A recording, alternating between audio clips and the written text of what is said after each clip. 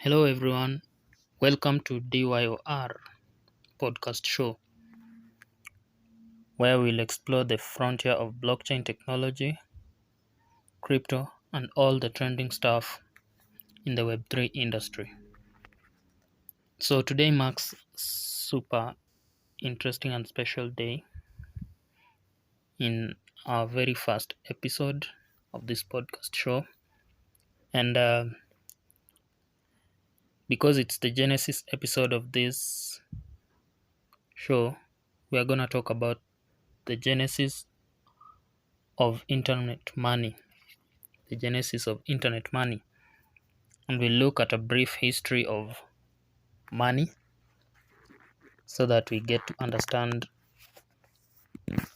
everything about how money evolved from the old ages until now that we have started experiencing the new technologies such as Bitcoin and all these new forms of crypto. So just grab yourself a cup of coffee or drink from whatever part of the world you're listening into, and let's get started. I'm so excited about this episode, and you should too, because by the end of the show, you and I both will learn a lot as we'll discuss about the history of money. Yeah, so my name is Francis. I'm a blockchain enthusiast. I'm also an educator and an evangelist of Web3 and blockchain technology.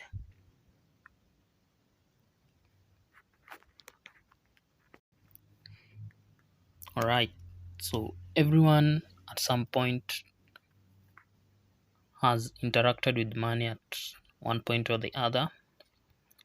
However, most of us do not actually know the history of money and how it started. So money started a long time ago. It was like a medium of exchange. And as we were taught from probably our schools, or we heard from stories, people used to exchange goods for goods or services for services in the ancient times. What is dubbed as the barter trade. So from barter trade, it evolved to other forms of exchange, such as precious metals. Then it moved on to the paper money that we know.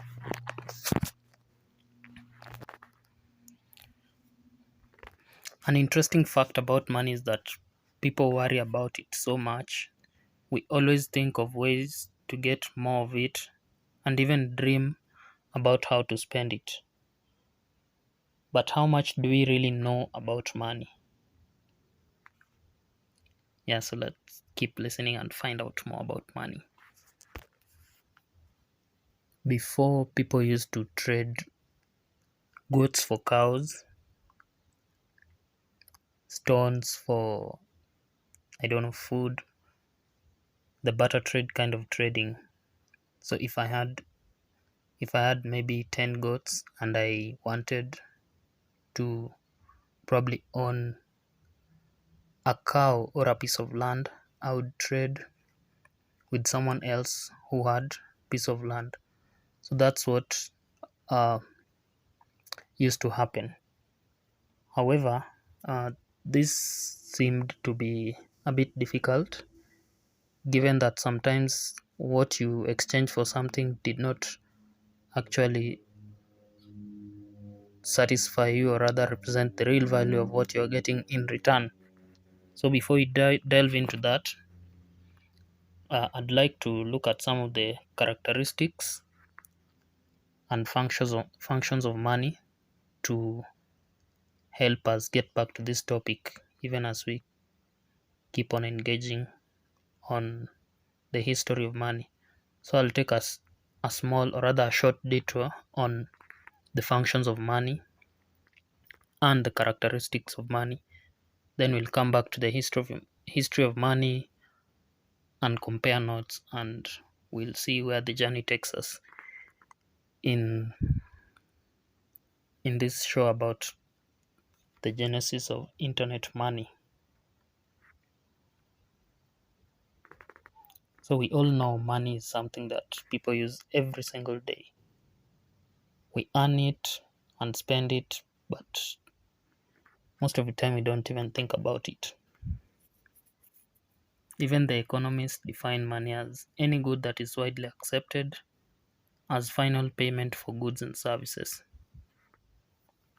So over the history of time, money has taken different forms through the ages.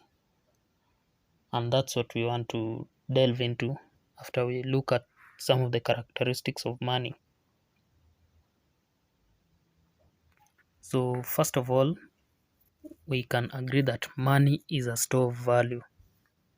For instance, if I work today and earn $25, or rather probably $10, I can hold it and spend it because it still holds the value tomorrow. I can hold it even today, my $10, and decide to spend it next week, and it will still hold the $10. Holding money is a more effective way of storing value. So that's the first characteristic of money, and it's also a function of money, just to store value. Another characteristic of money is that money is a unit of count. So with that, people can use money as a yardstick, a device, or rather a device that we use to measure value. As you can remember, I was talking about maybe during the barter trade you could feel like, hey, this my one cow is not the actual representation of the 3 goats that I got in exchange. So money kind of solves that, because we can think of money as a yardstick, or rather a device to measure the value in economic transactions. For example, if you are shopping for a new vehicle or even a laptop, the price can be quoted in terms of other things, maybe a sack of maize or anything. For example, you can say my laptop costs 5 sacks of beans. However, you can find this more helpful or rather useful if the laptop price is set in terms of money. So for example, the laptop is just $200, and it's $200 here in the United States, probably in Australia, probably in India. But in the olden days, maybe the laptop is 5 goats in Kenya, maybe 12 cows in Zambia. So yeah, so money solves this. Money is a device, or rather a yardstick of economic transaction. Then another characteristic of money, and also a function, money is a medium of exchange. Just from the previous examples I've given, you can use money to buy other goods or services. You can use it as a method of payment, and it's widely accepted. So even if I step into probably a grocery shop, I can easily buy using money.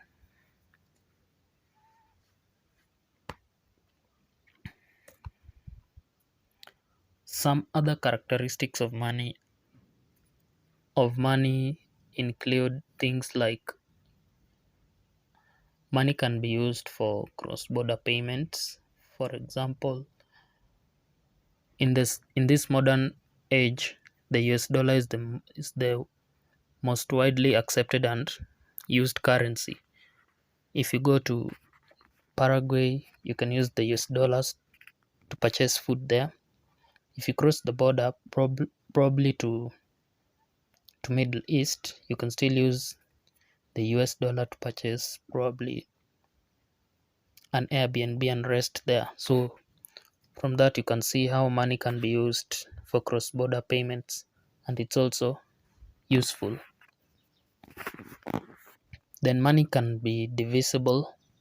You can divide the money into smaller divisible terms. For instance, you can break $100 note to $50 and $20 notes. There's so many characteristics that money has that I may not be able to exhaust it. I'm not an economic professional or anything. So, yeah, those are some of the characteristics that I want to allude to as we delve into the history of money. So, let's get back to the topic. So, let's get back to probably 1200 BCE, when the first form of medium of exchange that was agreed upon immediately after barter trade was cowrie shells and other items from nature. So these were some of the earliest currencies that were obtained from nature. The most notable example, of course, is the cowrie shell, which was used as money about 1200 BCE. I know it seems a bit random, like who just decided that cowrie shells are the best form of medium of exchange.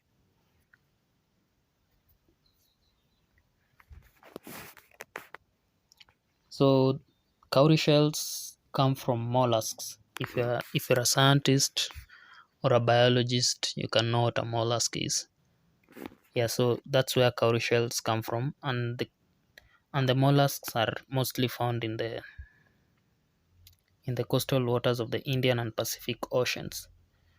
So people just decided, I don't know who decided, to adopt cowrie shells as a form of payment. And what's even fascinating is that there was an expansion of trades even in Native America and European countries. And since some of these countries bordered the oceans, which had the cowrie shells, for some reason, this form of payment was somehow acceptable. Yeah, there's also, so mostly I think the Arabs and the people who are in the coastal regions used it a lot.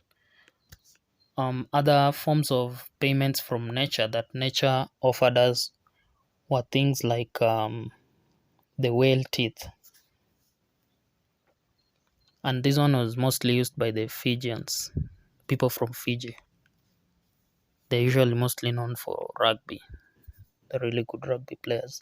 Yeah, so the Fijians used whale teeth for as a form of exchange or rather currency. Then the most interesting one that I usually like is the people of Yap Island. So they used this huge stones called the Yap stone. I remember I was talking to a friend of mine about the history of money, and then he brought this up, the Yap stone. So they were really huge discs of limestone where transactions could be recorded.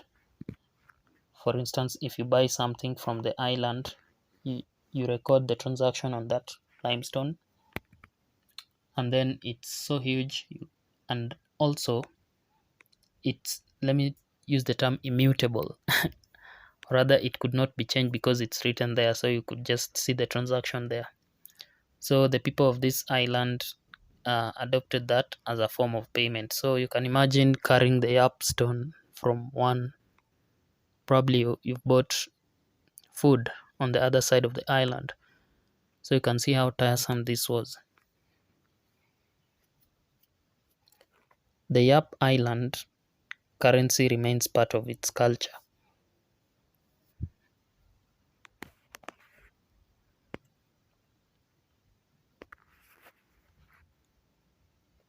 After that, there was another early forms of money, which were often commodity money.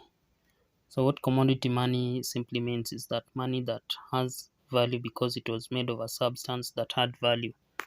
So humans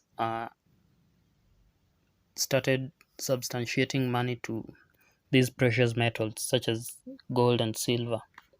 So that's a commodity money because the gold itself had value, and it was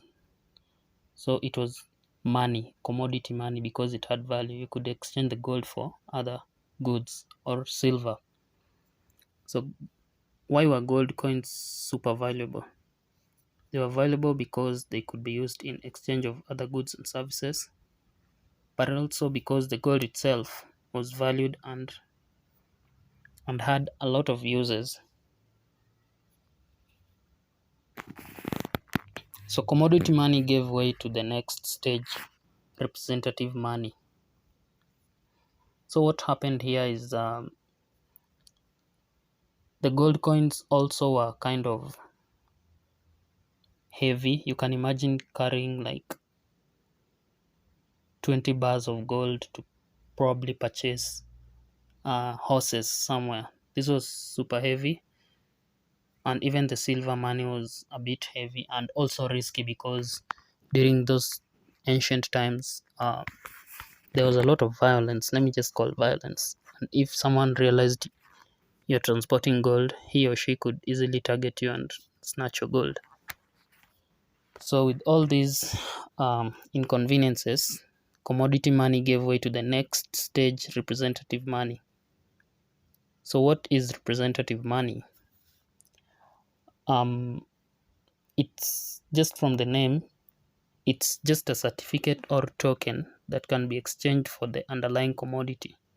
For instance, instead of carrying the gold commodity, or rather the money with you, the gold might have been kept in a vault somewhere, and you might carry a paper certificate that represents or was backed by the gold in the vault. So it was understood that the certificate could be redeemed for gold at any time. You have like 20 pieces of gold, you want to buy like horses, so I'll use horses. You want to buy horses from me, but you the gold is too heavy and probably it's super risky. So you head to the nearest bank. Bank Banks were invented by then, where they could issue the paper money, or rather the certificate. So you put the certificate there. You deposit your gold there. You're given the certificates. You come to me. You present it to me. I accept it. I give you my horses. Then when I feel like I need to redeem my gold, I show my certificate to the vault, and I was given back my gold.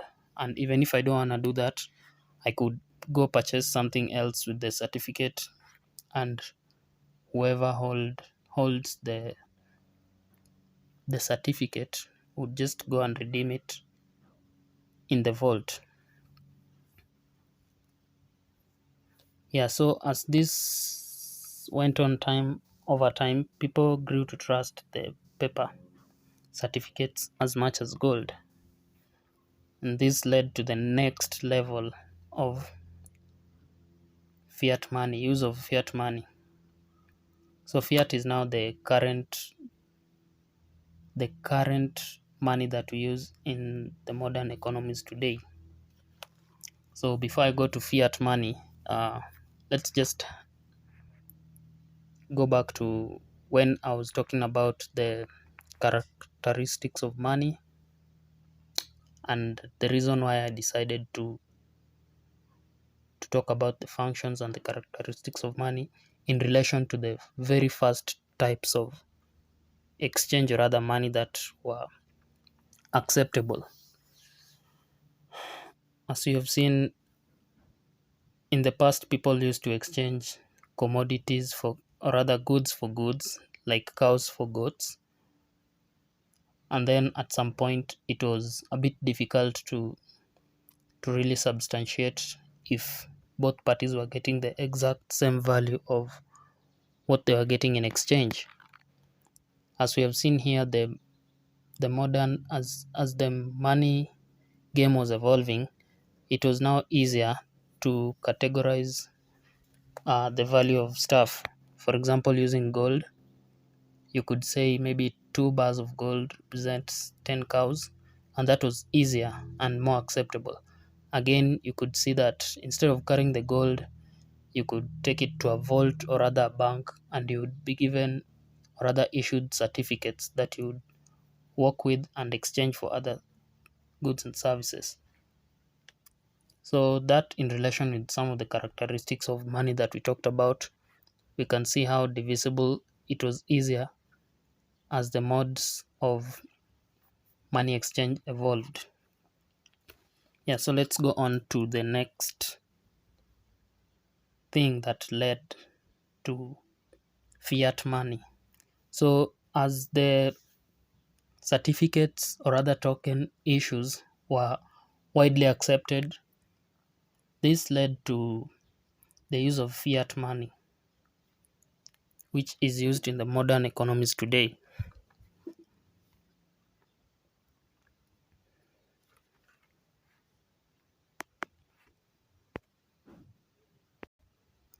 So fiat money does not have intrinsic value and does not represent an asset in a vault somewhere. Unlike, you remember, the certificates, they were used to back or rather represent gold in a vault somewhere. However, fiat does not have that kind of characteristics. So where does the value come from? So its value comes from being declared a legal tender.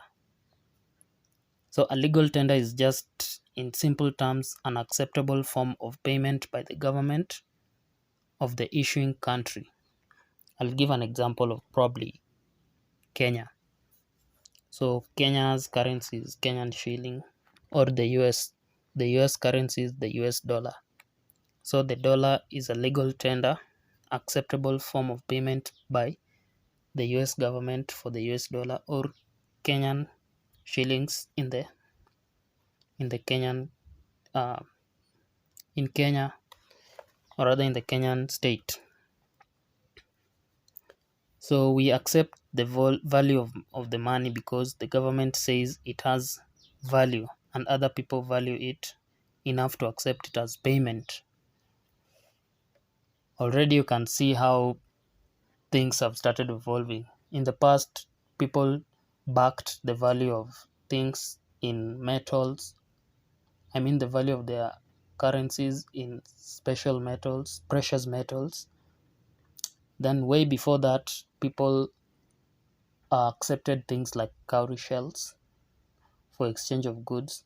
Then, now, fast forward to modern day, people accept a legal tender, like they just accept a form of payment by the government for the issuing country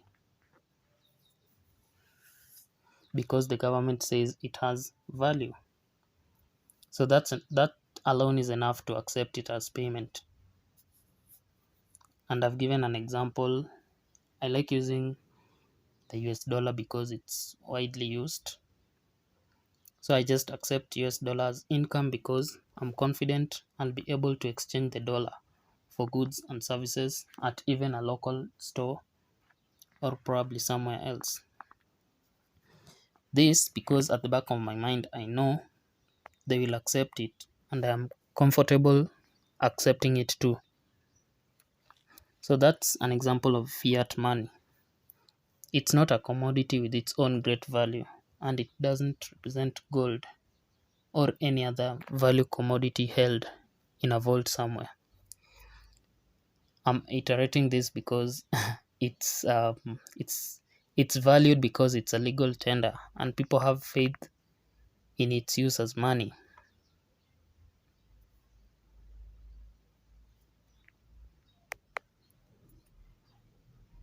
So let's just delve into some of the characteristics of money once more, like the durability, portability, divisibility, uniformity, limited supply and acceptability.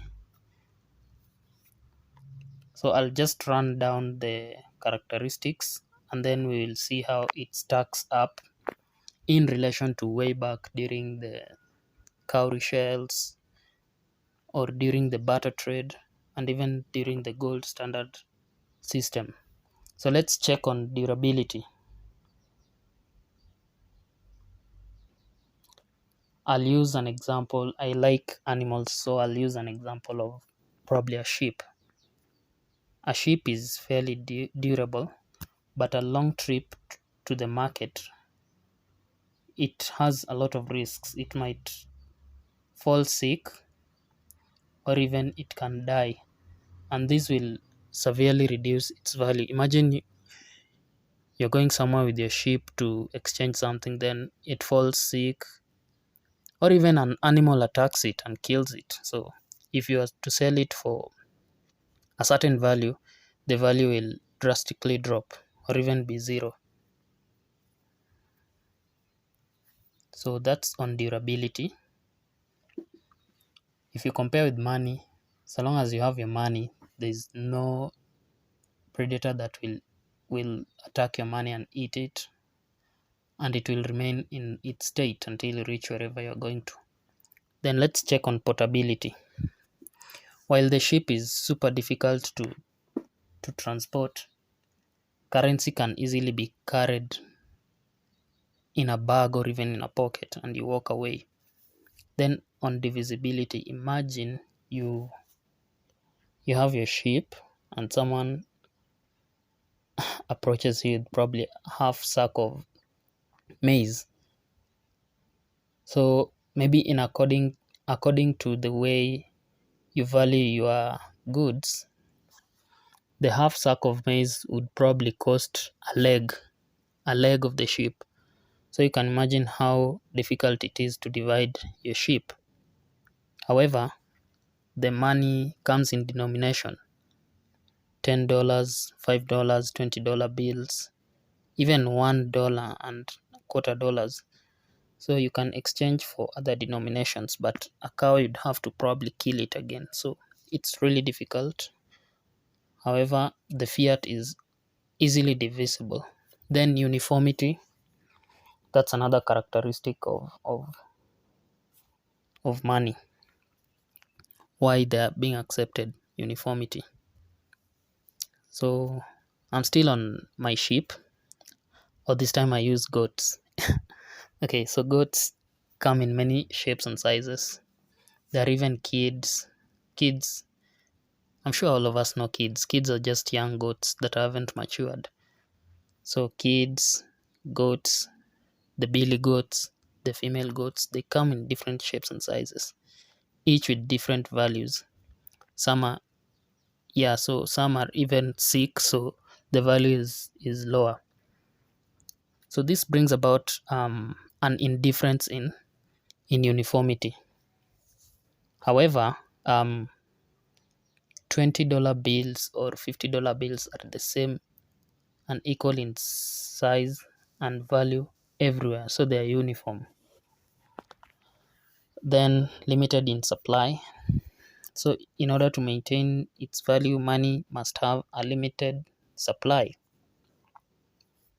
So while the supply of goods, this time I mean goods, is fairly limited. In fact, they can even go extinct at some point.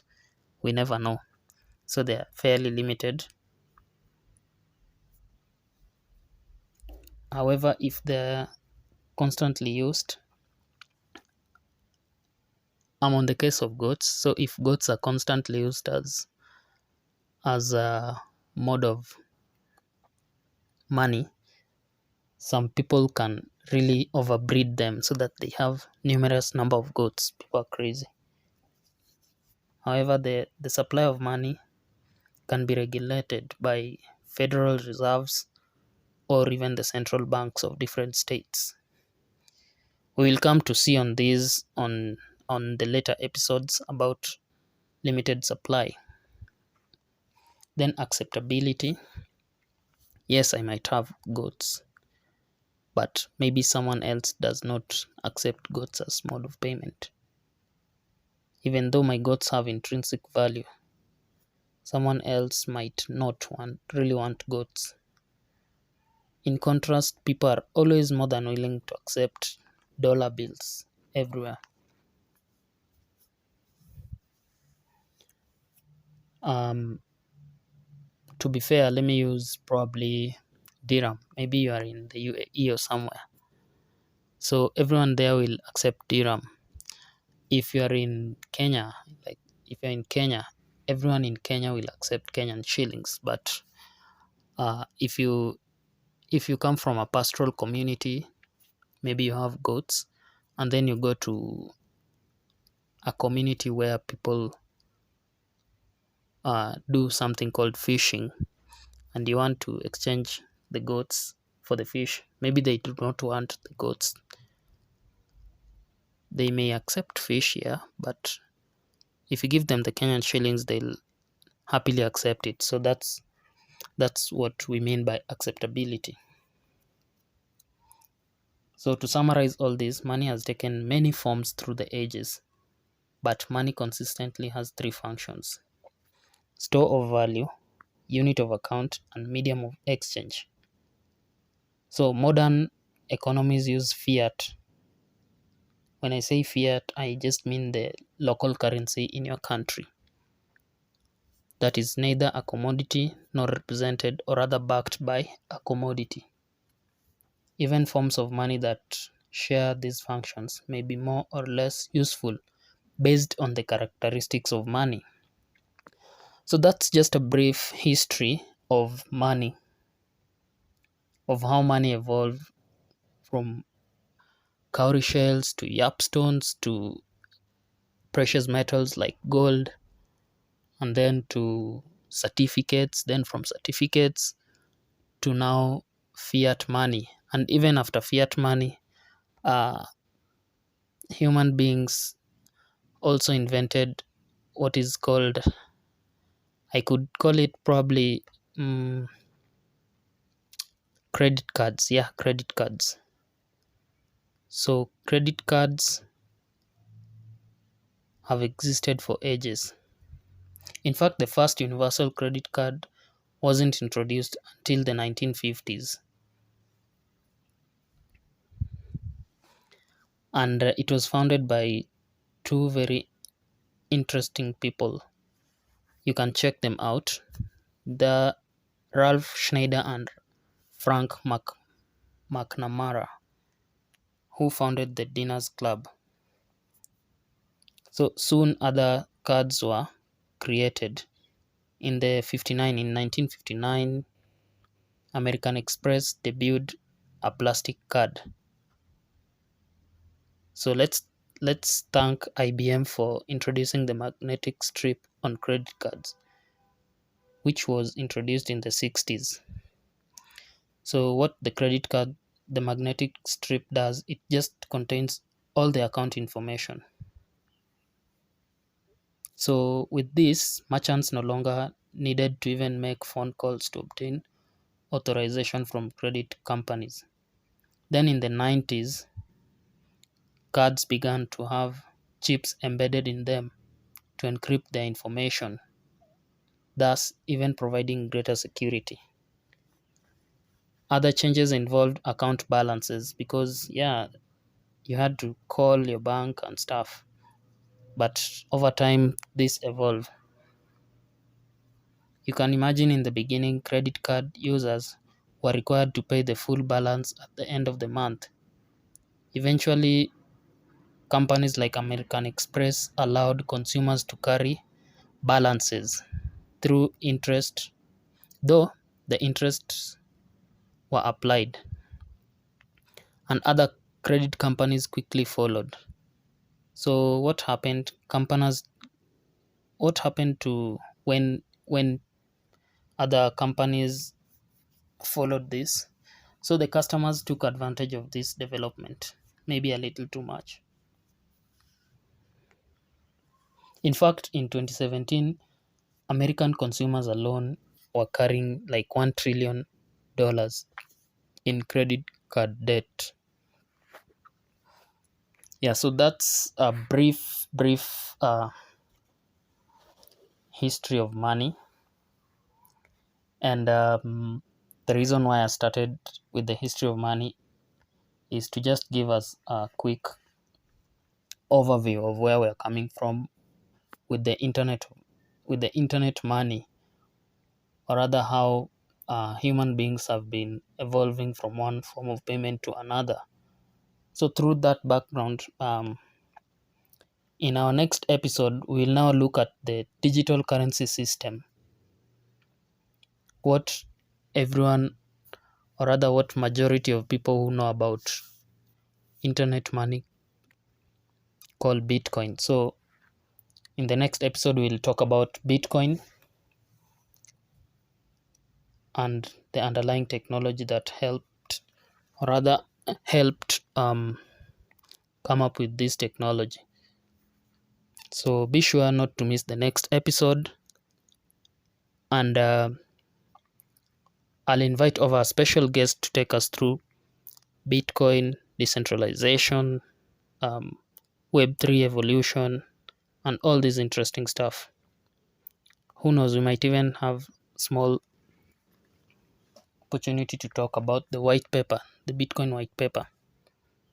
So stay tuned and always share this channel to everyone that is interested about Web3 technology, anyone who is interested about blockchain, and anyone who is interested about crypto. So that's all about episode 1.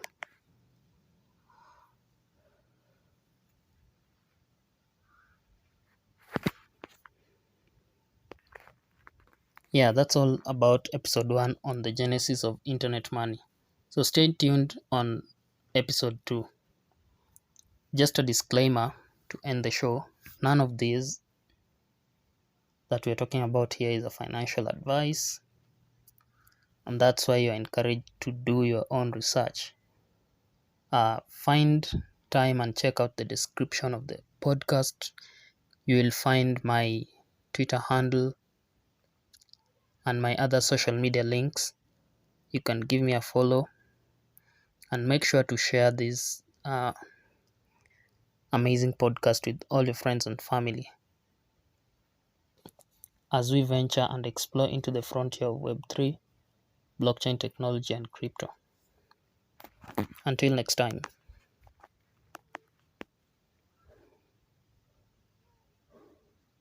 Oh, make sure to do your own research. DYOR. Bye bye.